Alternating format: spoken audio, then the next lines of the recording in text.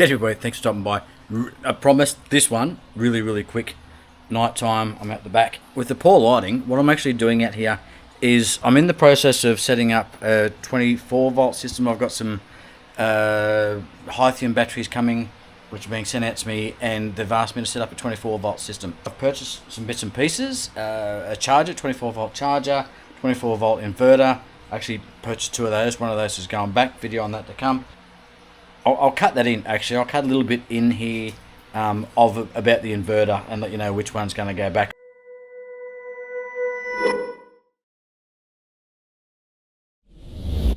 Look, we're going to get straight into this and I'll show you what's going on here. I'm just going to turn this heat gun on. Just watch that voltage. So you can see that it's dropped to 230 volts there. All right, now I've just turned this down to a lower power usage, and I think you can see the voltage there, 164, 177, 173, 183. It's all over the shop. Anywhere from 100 volts up to 200 and 240 odd, which is where it should be. 220 be fine, but down to 100 volts is just not acceptable. I've just gone and got a PIOGHAX, which is a J-car one. Seems to be working really well. I do have a watt meter in the shed, but I've moved house.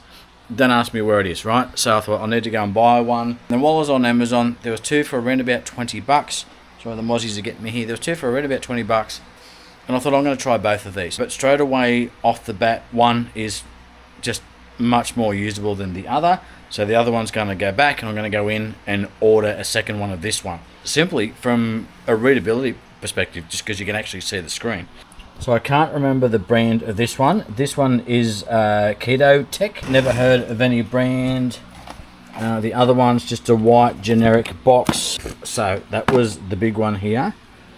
The little one, you can see, is a bit more detail. I think this is about 22 bucks. And I think the other one was about 18, something along these lines. The reason I wanted to try this was the buttons on the front seem to be a bit more well labeled, broken up.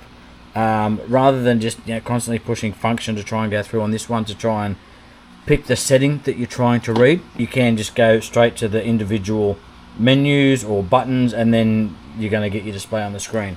This one you've got to sort of page through. Now these are both on. This one's actually functioning at the moment. Now I think you can see on the screen there that there is some display on the screen, but if you come up here, it just disappears. Now this is the angle I'm trying to read this from. This one, I'm not sure if the brightness is buggering you, but I can read this clearly all the way up to about, here.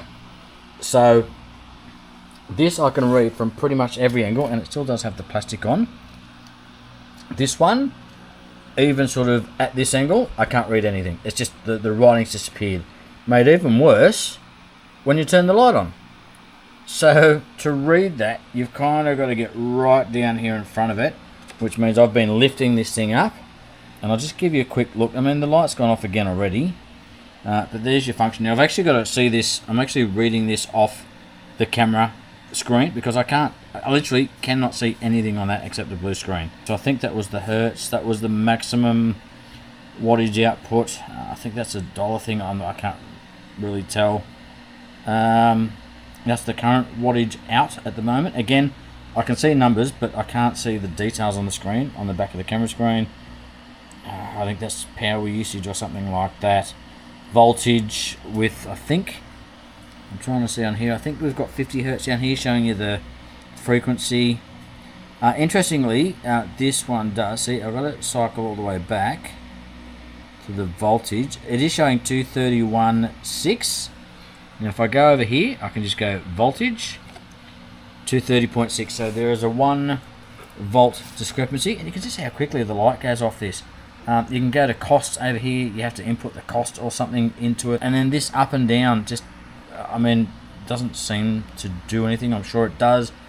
And this is the same as the one that I've got in the shed somewhere, and I was never really happy with that. Still needed a couple of these test meters, so I went out and picked them up. Again, this one looks the best. They're both 10 amp. 230, 240 volts, so fine for Australian plug in and out. But you can just see here, so just see if we can get, so we're saying 55.8 there. Now it's the same fan, we're obviously just pulling it out one side, plugging it into the other, I'm just trying. I don't know whether you guys can actually see that. That looks too bright for this screen, but so I've got 0.2 of an amp, 200 milliamp, basically 230.6. So it was 1 volt less than the other one. If I want to see the wattage, 55.7. I think that was roughly what the other one was saying. So you can see you've got your wattage, and then you've got your volt amps here. Here's your voltage. There's your current at that voltage. Our hertz. Then you go over here and you've got your max min wattage there, and it does have a total time up here, which is handy. There's going to be a reset somewhere. I haven't had a look at that. There's an OK here.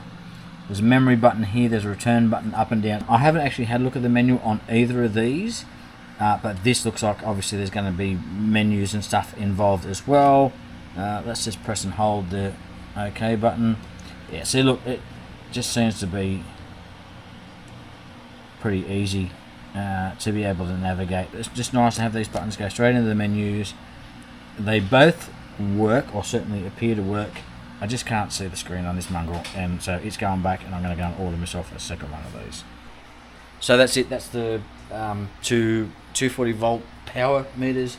One's the, what we say, KETOTEK, and the other one is I don't know what it is, but again, links and things on the screen. I still need to test these, but they're putting out, they're giving the same sort of readings, but that KETOTEK one is just, certainly from being able to read, certainly being able to read the screen and just navigate the menu without even thinking about it. That one's a winner. Go and order another one. So thanks very much for stopping by. That was a quickie. I'll see you on the next one. Cheers. While I'm out here, I'm doing lots of other things. I've got the XIJIA panels just sitting on the top. I'll lift you up and give you a quick look at those. The reason they're just sitting up there is I'm just trying to get them to match that profile, so hopefully you can see those there. And I just want to see how they're going to go with that paint now that I've painted it, and see whether it was the paint that was the issue, or whether it was the heat generated from the solar panels. But what I want to show you was 396 watts. I was seeing 414 watts. I think I caught it and got a screenshot around about 406. So two 200 watt solar panels. They're the XIJIA again.